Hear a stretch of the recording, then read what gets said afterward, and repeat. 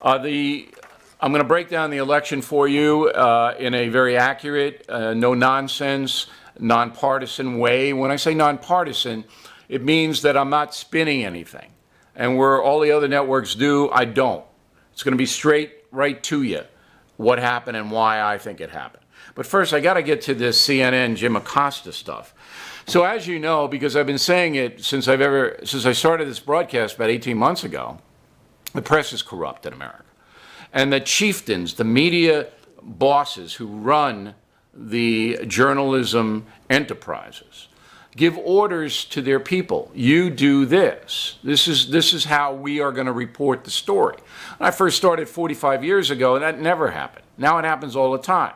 CNN is in the business to trash Donald Trump. Everybody knows that. All right? Nobody can say honestly, I don't believe it or it's not happening. That's what CNN does every day. So does the New York Times, so does NBC, MSNBC, so does the Washington Post.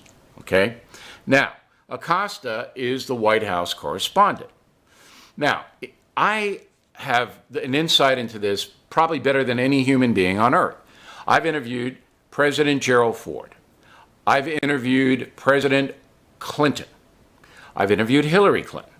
President Bush the Younger 3 times. President Obama 3 times. President Trump 30 times. All right? I have interviewed them all. If you ever want to see them, Google President Obama, Bill O'Reilly, President Bush, Bill O'Reilly, and you pop up and you can see it. I consider myself the toughest interviewer in the country. Okay? And when I did those interviews with those men, I was criticized because I did interrupt them. Once they started to bloviate, once they wouldn't answer the question for whatever reason, I came in. I got criticized by the left and the right. I took the criticism, but I was never disrespectful. And I always couched my questions around facts. I did not give my opinion unless asked. And a couple of times I was asked by the presidents. But I would couch it around facts. This happened. Why did you do this? That's my typical question. Okay? For example, in Barack Obama, Muslim Brotherhood are killers. All right? They're a threat to the Egyptian government. Why are you backing Muslim Brotherhood, Mr. President? That was for Barack Obama. He didn't like that question. But I didn't debate him after he gave the answer. I had a respect for the office. And once he answered it, I moved on to another question. Jim Acosta has no respect for the office. He hates President Trump and all of the people who work for him.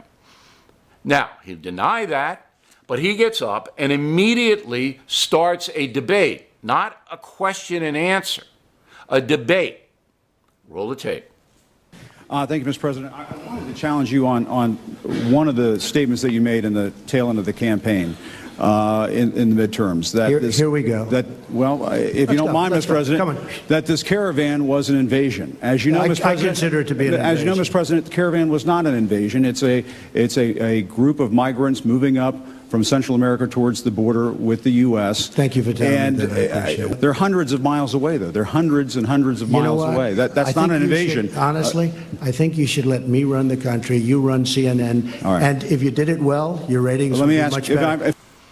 Okay, so what Acosta is doing is he's debating. He's not asking. If you wanted to ask about an invasion, you say, Mr. President, why do you consider it an invasion?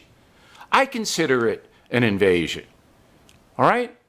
You get 7,000 people organized in a foreign country, Honduras.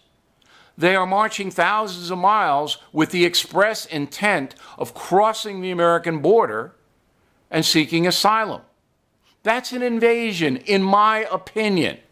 It falls under the definition of invasion. A home invasion is when people come into your home not invited. We didn't invite 7,000 people from Honduras. The U.S. government did not invite them, nor did the U.S. people. Okay? Home invasion, border invasion. But this Pinhead Acosta, what he's doing is so wrong and so against every journalistic rule.